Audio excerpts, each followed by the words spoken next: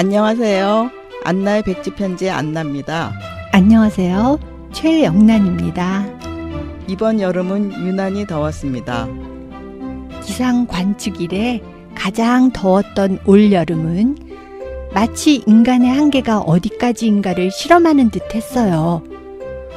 밤에도 열대야가 계속되어 에어컨 없이는 잠을 이룰 수 없었죠.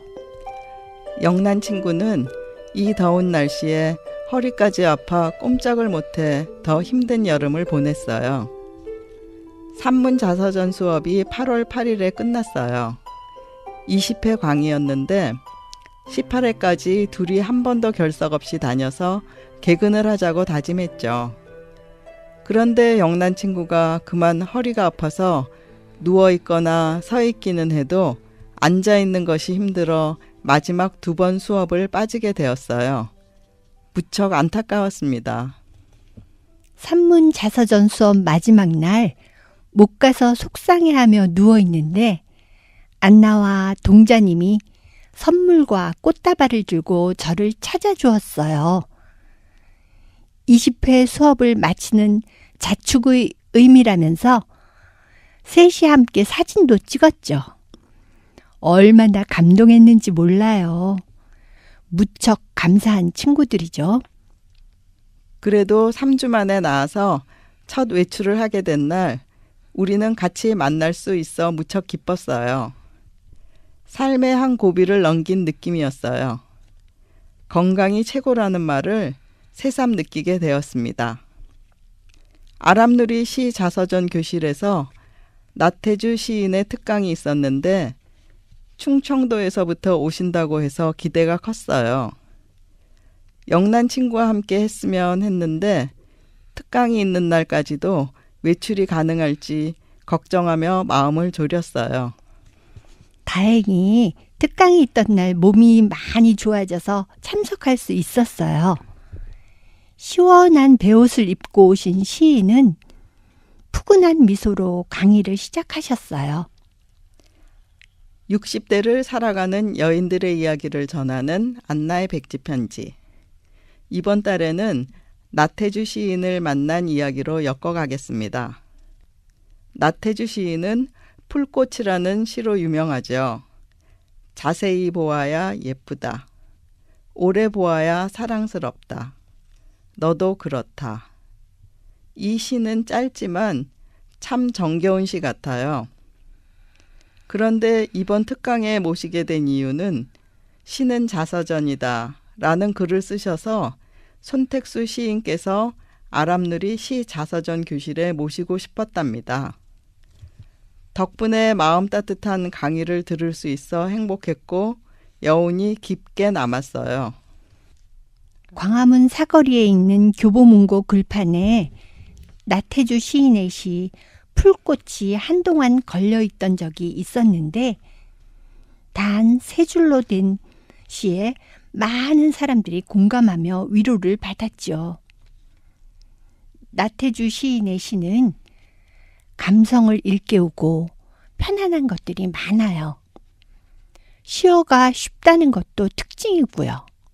또 그립고 애틋하고 아련한 정서를 느끼게 하죠.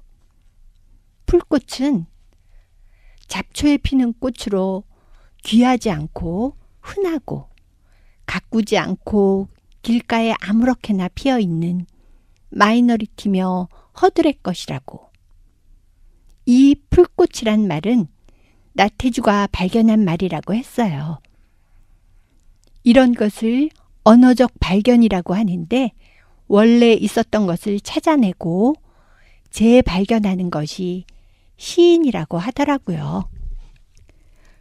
좋은 시는 뒷부분에 반전이 있어야 된다고 했어요.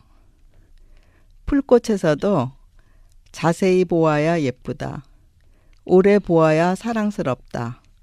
너도 그렇다를 나도 그렇다 라고 쓰면 시 분위기가 전혀 다르다며 유머까지 섞어 이야기하는데 삶의 연륜이 묻어났어요. 초년에는 부모의 복으로 살고 중년에는 부모 복과 자신의 노력이 섞여져서 만들어지는데 노년의 생은 자기 생이라고 했어요. 노년의 완성은 자기 몫이며 진짜 자기 생이니 인생에도 뒷부분이 좋아야 하고 시에도 뒷부분의 반전이 중요하다고 했어요. 그 말씀이 가슴에 쿵 하고 와닿았죠. 지금 내가 살고 있는 이 순간이야말로 내가 오롯이 책임져야 할 삶이라고 생각하니 인생의 뒷부분이 좋아지도록 노력해야겠다는 생각이 새삼 들었습니다. 젊은 시절 연애담을 들려주시면서 같은 학교 교사인 한 여성에게 호되게 실현당한 아픔을 시로 표현한 대숲 아래서가 신춘문예에 당선되었다고 해요. 대숲 아래서 시를 낭송해 주셨는데 1년에서 4년까지 모두 좋았지만 저는 3년이 귀에 들어왔어요. 어제는 보고 싶다 편지를 쓰고 어젯밤 꿈엔 너를 만나 쓰러져 울었다. 자고 나니 눈두덩엔 메마른 눈물자죽. 문을 여니 산골엔 실비단 안개. 이 시 또한 그 시절의 심정이 그대로 담겨 있었어요.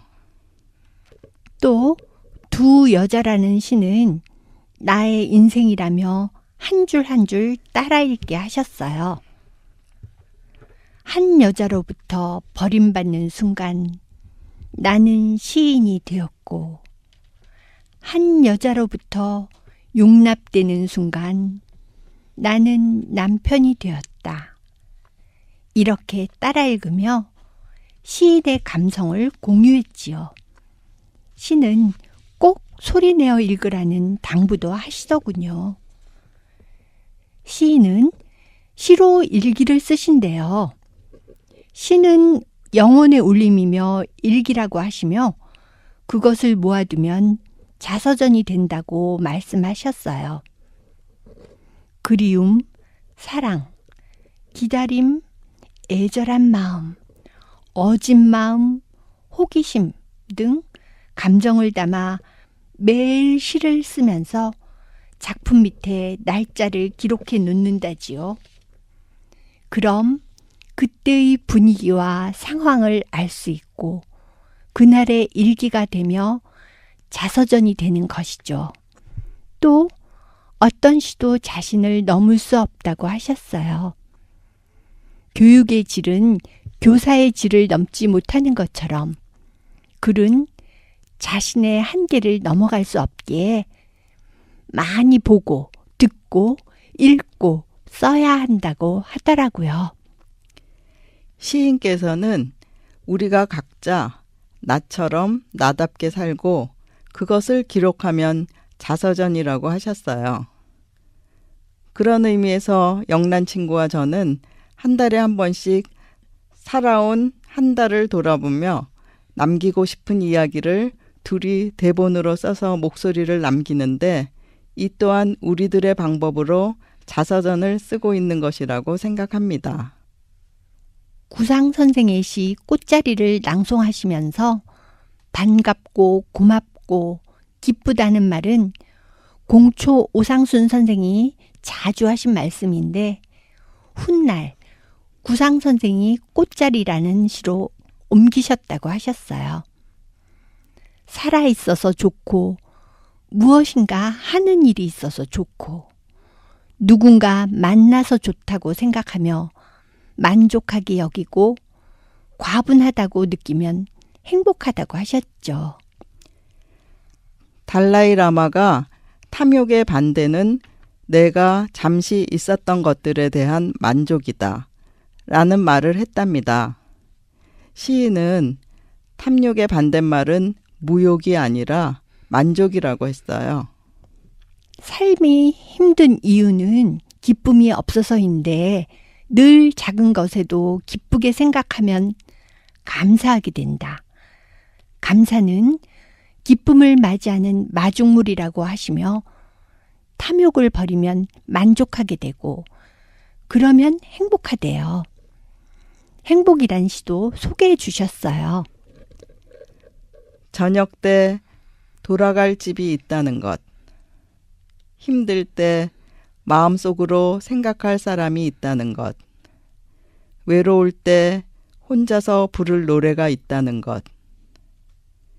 시인의 시는 이처럼 짧고 쉽게 쓰지만 울림이 크게 다가왔어요. 작은 기쁨을 소중하게 생각하면서 살면 행복하게 살 수 있다고 하셨죠. 우리는 이 쉬워 보이는 진리를 잊기 때문에 만족하면서 기쁘게 사는 일을 어렵게 생각하나 봅니다.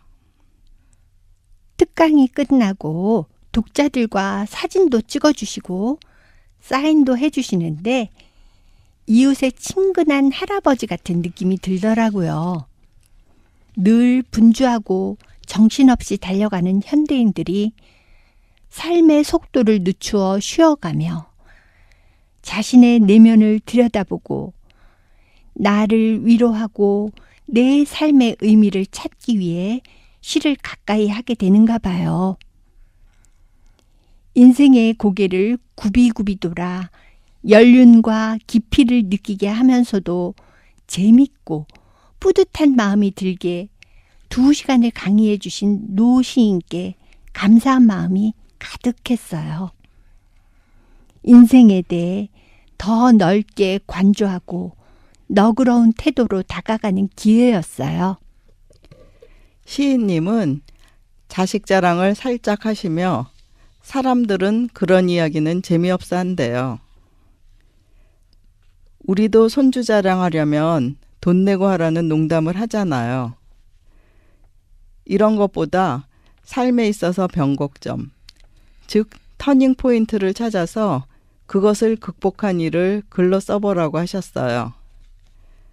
산문자서전에서 배운 것과 일맥상통했어요. 세상이 예전보다 좋아졌는데 사람들이 어렵게 느끼는 것은 만족이 없기 때문이라고 하셨어요. 무라카미 하루키가 20년 전에 말했던 소소하지만 확실한 행복, 소확행도 언급하셨는데 우리도 남과 비교하지 않고 나만의 소확행을 찾아가는 여행을 떠나면 좋겠습니다. 나태주 시인이 쓴 시라는 시는 작은 만족의 기쁨을 누리고 살고자 하는 시인의 마음이 잘 담겨져 있네요. 글은 속사람, 즉 영혼의 말을 밖으로 표현하는 것이라는데 시인님의 시를 여러 편 듣고 그분의 인생을 들으니 집으로 돌아오는 길이 행복했습니다. 요즘 이런 생활이 저에게 있어 소소하지만 확실히 행복한 소확행입니다. 지금까지 안나의 백지편지 21번째 이야기였습니다. 시 나태주. 마당을 쓸었습니다. 지구 한 모퉁이가 깨끗해졌습니다. 꽃 한 송이가 피었습니다. 지구 한 모퉁이가 아름다워졌습니다. 마음속에 시 하나 싹 텄습니다. 지구 한 모퉁이가 밝아졌습니다. 나는 지금 그대를 사랑합니다. 지구 한 모퉁이가 더욱 깨끗해지고 아름다워졌습니다.